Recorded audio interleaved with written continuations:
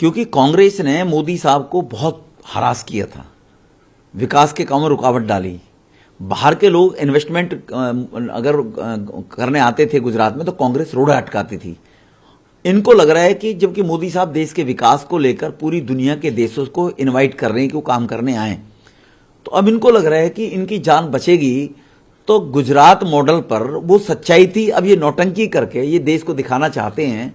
मोदी जी तो जो योजनाएं लेकर आते हैं उन योजनाओं को अगर अक्षरशः लागू कर दें तो भारत का जो मिशन है 2047 तक विकसित भारत बनने का, वो 2037 में ही बन जाए। ये लोग रोड़े अटकाते हैं।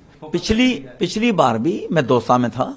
दौसा में सचिन पायलट जी के पिताजी राजेश पायलट सांसद बने थे, तो वो भी सीट उनकी मानी जाती थी। अलवर में मैं पिछली बार मेरे पे काम था, चित्तौड़गढ़ में था, जयपुर शहर का, जयपुर बाहर आउटर का था। ये 5 डिस्ट्रिक्ट पिछली बार मेरे पे थे और 4 महीने में रहा हूं।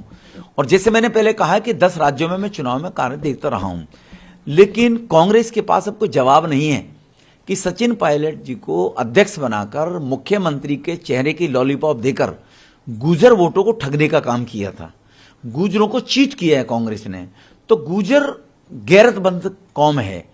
अब वो इसका जवाब तो हिसाब तो करना पड़ेगा ना कांग्रेस को, गुर्जरों को। तो गुर्जर अपने आप कांग्रेस का हिसाब करेंगे कि क्या आप सचिन पायलट को मुख्यमंत्री डिक्लेयर कर रहे हैं। कांग्रेस से पहले यह पूछा जाएगा। और अगर सचिन पायलट को मुख्यमंत्री डिक्लेयर नहीं कर रहे हैं तो गुर्जर क्यों कांग्रेस को वोट देगा जी। पिछली बार आपने ले लिया और डिश कर दिया, धोखा दिया है।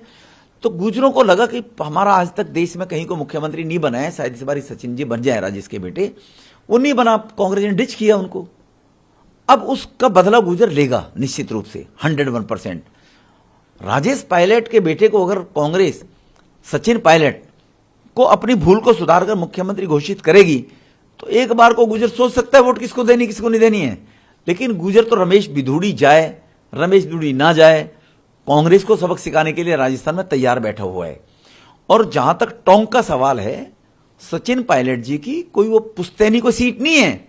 पिछली बार पहला ही चुनाव लड़े थे, मुसलमान ही टिकाने को बैठे कि हमेशा से वो मुसलमान सीट रही है और मुसलमानों को लगा हमारी एक सीट चली गई है, तो इसीलिए अब हम अपनी सीट को क्यों ना दोबारा वापस रखेंगे।